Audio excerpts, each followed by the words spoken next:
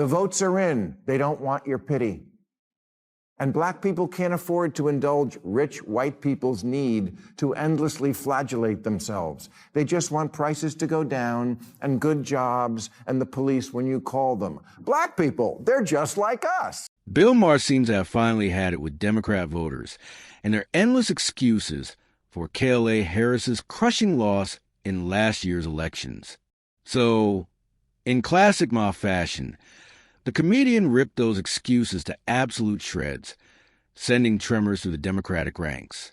The roast was so brutal, I wouldn't be shocked if Kamala Harris is nowhere near the ticket come 2028.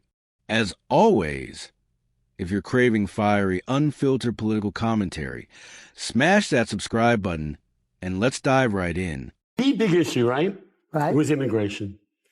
And inflation, immigration. Those two are very big issues. And you asked Vice President Harris, why did you let all these people in for the last 4 years? She did not have an answer. I still don't know the answer. They actually could, with an executive order, shut it down as they did earlier this year. So why did they not do it 3 years earlier? And I think people felt she did not respond to that in any way. She had no answer on inflation, and she also seemed to represent that whole woke zone that people are sick to death of. And I think those three did it. The guest wasted no time setting the tone, opening the floor with a blistering critique of Kamala Harris's track record. He slammed her for the disastrous handling of the southern border, calling a failure of both leadership and accountability. He didn't stop there. He tore into her for cozying up to the woke elite, embracing policies and rhetoric that alienated everyday Americans. And then came the economic critique. Under her watch as vice president, the nation endured one of the most crippling bouts of inflation in modern history. Yet, despite this laundry list of failures, her loyal supporters continued to live in denial, insisting she bore no responsibility for the election loss.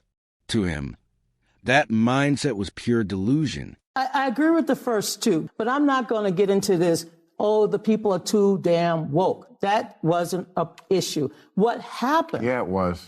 I disagree with you. I know, and that's why you're going to keep losing. No, man, look. I mean, it's not to go. Okay. Yeah. But not to go. On July 21st at 1:41 p.m., when Joe Biden announced that he was not going to, he was going to step down, Kamala Harris had to step up. Now, what other Democrat could have stepped up in that period of time? We're not arguing about that. All right. We're arguing the campaign she ran. They asked her what she would do differently. She said, I can't think of anything. That's terrible. There was again, and pure unshakable delusion. Donna Brazile still can't bring herself to accept the obvious truth. The left lost the election because of its anti-common sense, hyper-woke agenda. She, like many in the Democratic Party, remains in deep denial about how these extreme policies eroded the trust middle America once had in the DNC. The constant pandering identity politics and cultural overreach didn't inspire voters. It drove them away in droves. Bill Maher wasted no time snapping her back to reality, bluntly pointing out that the sooner Democrats admit their woke policies played a huge role in their defeat, the better their chances of survival. Until they face a hard truth, Maher warned, they'll keep repeating the same mistakes, and middle America will keep slamming the door in their faces. Denial might be comforting, but it's political suicide in the long run. How do we trust a party that was telling us with a straight face that Joe Biden could be president for 4 more years without any problem whatsoever? That's what the Democrats were telling us. It was a massive lie. We saw through it. Everyone saw through it. Did you see him this week? Could you imagine if we were just starting on the next term? That was First of all, happy birthday, Joe Biden. Happy birthday. Joe Biden turned 82 this week. And Bill, I hope you're still kicking ass at 82. If the left was willing to lie so brazenly about Joe Biden's mental decline and bury the truth about his son's infamous laptop, what else are they hiding from us?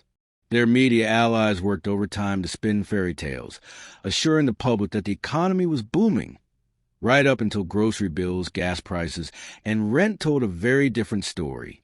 Only then did they pivot, pointing the fingers squarely at Trump's previous administration. And as if that excuse wasn't insulting enough, they doubled down by claiming the escalating border crisis was also Trump's fault. At every turn, they dodge accountability, shifting blame, and rewriting history to suit their narrative. They didn't just get things wrong. They lied repeatedly about almost everything that mattered. And if they've been this shameless about the issues we do know, it's chilling to imagine what they're still keeping under wraps. The chief psychiatric resident at Yale University, Amanda Calhoun, recently told Joy Reid it's okay to cut off family members if they voted for Trump and tell them, I'm not going to be around you this holiday. Oh, how pure. It's like not letting certain people sit with you on the bus.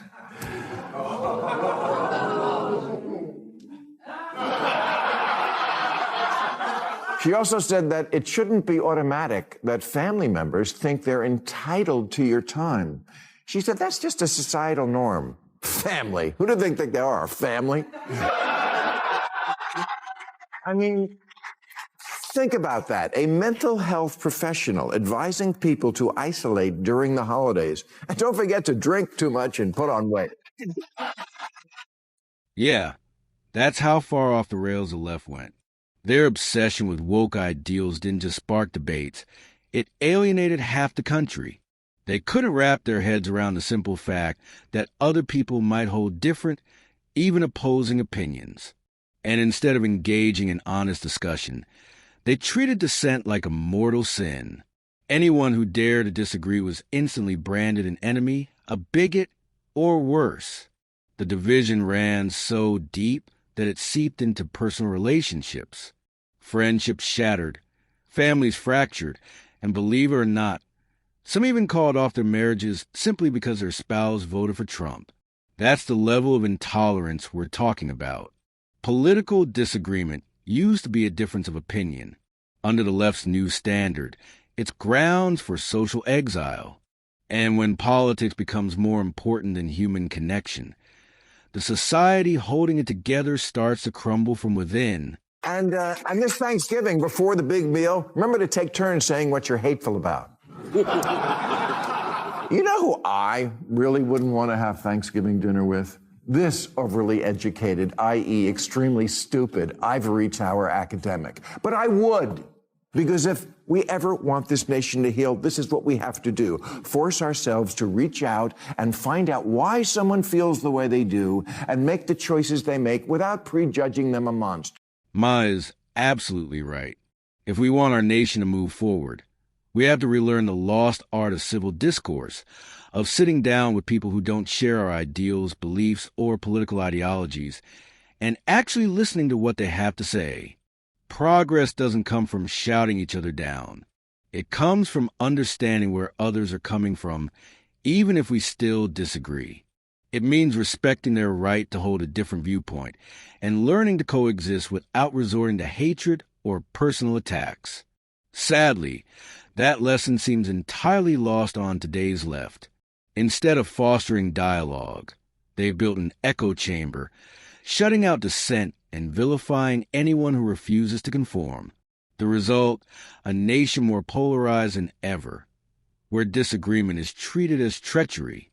Until that changes, real unity will remain nothing more than a political talking point. Try making too woke be a cancelable offense. It's important for America to have a center-left party and for that party to be competitive. And a good first step toward that goal would be to make the voters not want to punch you in the face. I will conclude by saying the reason I'm so mad at the Democrats is because as a voter, the issues that were important to me were democracy and the environment. And now, there's no one to champion or defend either of them because you, with your aggressively anti-common sense agenda and shitty exclusionary attitude, blew it. You lost everything. True. Wokeness should be treated as a cancelable offense. Full stop. For years, the self-proclaimed woke warriors have gleefully destroyed careers, reputations, and livelihoods of anyone who dared to disagree with them. Well, maybe it's time they got a taste of their own medicine. But This isn't just about payback. It's about survival if we're serious about protecting our democracy, our culture, and our common sense. We have to root wokeness out of our system entirely. And the first step is simple. Stop electing woke politicians. These are the people who don't actually care about democracy, the economy, or even the environment they claim to champion. Instead, they pour all their energy into shoving divisive utopian social experiments down our throats. Policies that fracture society and erode freedom.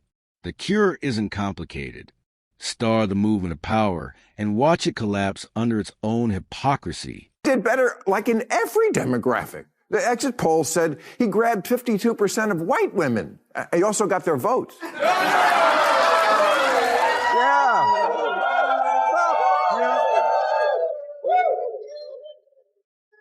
Yeah. We're going to keep doing jokes here, okay, right? Trump won the election because his policies were grounded in reality, not fantasy. He didn't hide away in some ideological bubble, insulated from the struggles and frustrations of everyday Americans. He listened, he understood, and most importantly, he spoke their language. Whether it was jobs, borders, or security, he framed his message in a way that resonated deeply with working-class voters. They didn't just support him. They rallied behind him, confident they knew exactly what their candidate stood for, and willing to defend those values to anyone, anywhere. He became a unifying force for his base, a leader whose vision they could repeat in plain non-nonsense terms. Sadly, the same cannot be said for Kamala Harris. She's out of touch, buried in elitist talking points, and disconnected from the very people she claims to represent, leaving voters unsure what, if anything, she truly stands for. The votes are in. They don't want your pity.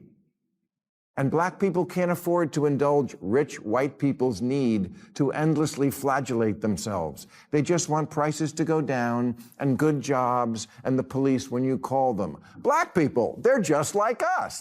Maher's right. At the end of the day, we all want the same basic things. A thriving economy where hard work actually pays off and where the average American can live a better, more secure life. We want the American dream to remain alive, not as some nostalgic memory, but as a real attainable goal for every generation. We want a country that commands respect on the global stage, a nation whose strength and leadership are undeniable. And just as importantly, we want a democracy that is more than just a slogan, one where every voice matters, even if it challenges the status quo. We want the freedom to speak our minds openly without living in constant fear of the cancel mob hunting for their next victim. Great nation isn't built on censorship and division. It's built on debate, resilience, and the courage to stand by one's convictions. Kamala spent 100 days telling voters, I know it feels like crime and illegal immigration are bad, but fuck your feelings. Look at this chart. Yes, there's a lot to not like already about the new regime, but maybe take 1 week to ask what you did wrong. The basis for Democratic campaigns has become, we're the smart people. That we know from the get-go. No need to look into that. We know that a priori, which is a Latin phrase the Red Hat people wouldn't have a clue about. Kamala Harris had a knack for dodging the tough questions. And even when served the softballs, she still managed to spiral into endless word salads that left audiences scratching their heads. Her responses often felt rehearsed yet hollow, as if she were unprepared for the role she was meant to fill. It was as though the DNC believed her identity alone as a black woman would be enough to secure victory, betting heavily on optics instead of substance. But that gamble failed spectacularly. Americans have moved beyond the shallow appeal of identity politics. They're tired of leaders who check demographic boxes, but fail to deliver on real issues. What voters want now are policies that reflect their everyday realities: affordable living, economic security, safety, and opportunity, not empty platitudes wrapped in politically correct packaging. Harris's campaign was a harsh reminder that representation without competence is a losing formula. In the end, Kamala Harris's downfall wasn't just poor communication. It was a complete disconnect from the pulse of the nation. Americans no longer reward symbolism over substance. They want leaders who deliver results, not rehearsed rhetoric. Identity alone can't win elections anymore. Competence, vision, and genuine connection with the people are what truly matter. And this brings us to the end of today's video. If you enjoyed our spicy Politica take, then hit the like button and subscribe to this channel for more videos like this. Thanks for watching, and I'll see you in the next.